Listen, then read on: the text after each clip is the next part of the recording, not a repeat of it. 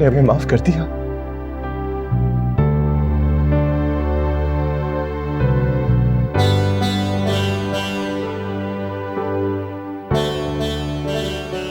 कहाँ है हमारी बहू?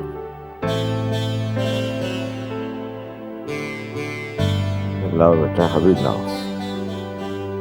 इस वक्त? हाँ, इस वक्त फिर शायद वक्त ही ना रहे। अब्बा हुजूर, जाओ असल ले आओ बेटा। जी मैं पिलाता हूँ।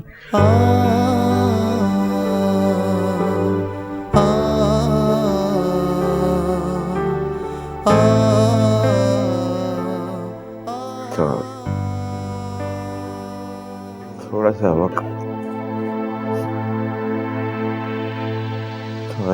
दे दी।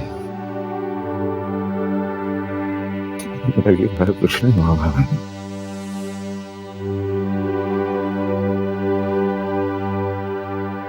कम से कम उसे देखते लो।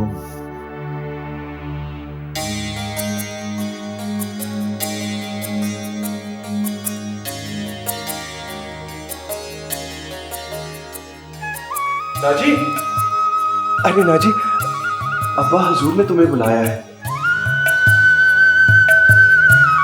उनकी हालत अच्छी नहीं है। आओ उनके पास चलें। मैं चलूं? अरे नाजी घबराओ मत, सब ठीक हो गया है। लेकिन मैं उनका सामना कैसे करूंगी सैया? हमने तो उनकी मर्जी के खिलाफ शादी की है ना।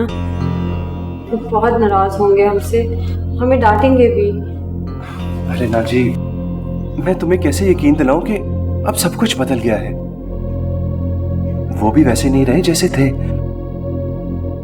और इसका सबसे बड़ा सबूत यही है, उन्होंने खुद बुलाया है तुम्हें।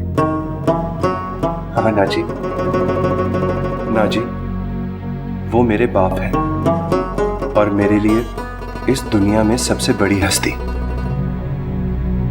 अब जब उनको हमारी जरूरत है, हम दोनों को उनके पास होना चाहिए, है ना? अरे चलो ना, देखो अब तुम इस घर की बहू बन गई, तुम्हें किसी बात की परेशानी नहीं होनी चाहिए। और फिर मैं हूं ना। अरे आओ, चलो परेशान ना हो, चलो ना, उन्होंने खुद बुलाया है तुम्हें। अच्छी सी शक्ल लेके जाओ।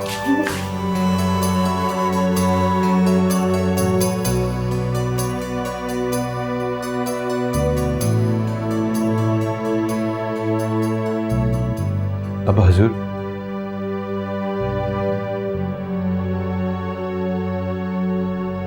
नाजी,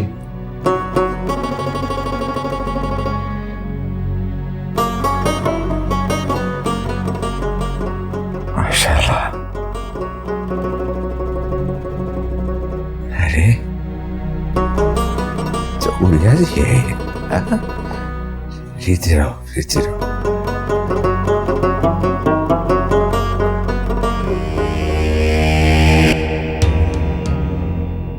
अम्मी जान, अम्मी जान प्लीज मुझे आपसे कुछ बात करनी है। बोलो क्या कहना। अम्मी जान आप कुछ नहीं कहेंगी। अब्बा हुजूर की हालत तो पता है ना आपको। प्लीज अपने आप पर कंट्रोल रखें। उस डायन की शक्ल देखते हैं तो हमारा खून खौल उठता है अंजुम। किस सफाकी से उसने अपने लिए रास्ता बना लिया है ना। अरे नहीं अम्मी जान, वो ऐसी लड़की नहीं है जैसा आप सोच रही हैं। वो बेचारी तो बेहद मासूम और शरीफ लड़की लगती है। अच्छा, अब उसका जादू तुम पर भी चलने लगा। तुम तो बोलो ही मत, सबको अपने जैसा समझती हो। खैर, मैं तो आपसे सिर्फ ये कहने के लिए यहाँ आई थी कि अब्बा हुजूर की हालत इस वक्त बहुत नाजुक है।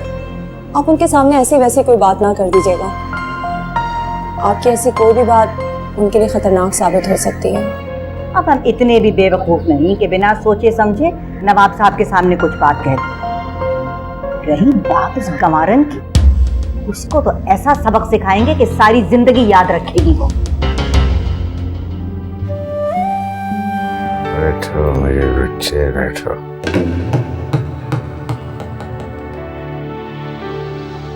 देखो नाजी बेटा, दुआ करना कि अल्लाह हमें माफ कर दे।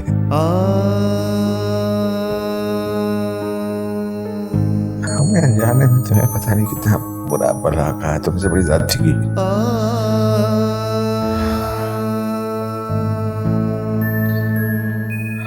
अरे रोशन बानो,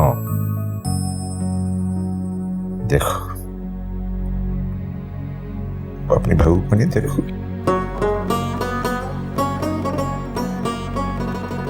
कितना खुशी का दिन है। मुझे तुम्हारे बेटे की पसंद है ये। आपको पसंद है तो हमें भी पसंद है नवाब साहब। सुनो, ताहिर के हिस्से की तमाम जेवरात दादी को दे दिए जाए। अरे अब हजूर क्या जरूरत है, हमें कुछ नहीं चाहिए। मगर थप्पड़ रखे बेवकूफ, मुझे क्या पता मुझे आज क्या महसूस हो रहा है। तेरे हिस्से की जायदाद हम तुझे लौटाते हैं और दादी इस घर में बहू बन के रह सकती है।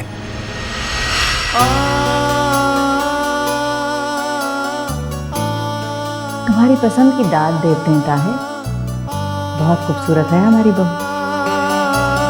अरे अम्मी जान, सच? आप नाराज नहीं है क्या?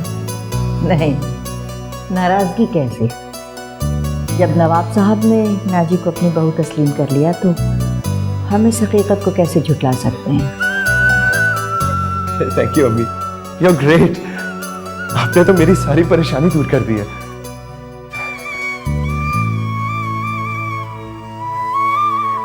अच्छा, अब हम अपनी बहू से अकेले में कुछ बातें करना चाहते हैं। आओ बेटा। अरे नाजी जाओ ना, देखो अम्मी कितने प्यार से बुला रही है। 2 टके की देहातन। अगर तुम ये समझती हो कि तुमने अपनी अदाओं से इस घर में अपने लिए जगह बना ली है तो ये तुम्हारी गलत फहमी है।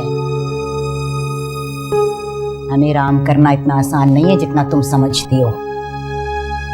और एक बात और याद रखो, अगर ताहिर और नवाब साहब के सामने हम कुछ नहीं कहते तो इसका ये मतलब नहीं कि हमने तुम्हें माफ किया। तुम्हारी वजह से हमारी बहुत बेइज्जती हुई है और ये हम कभी गवारा नहीं करेंगे कि जो हमारी बेइज्जती का जिम्मेदार हो उसको हम दोस्त बनाएं। और सुनो, ताहिर को अगर तुमने एक लफ्ज भी कहा ना तो हमसे बुरा कोई नहीं होगा। सितम और मेरी जान अभी जान बाकी है, दिल में अब तक तेरी उल्फत का निशान बाकी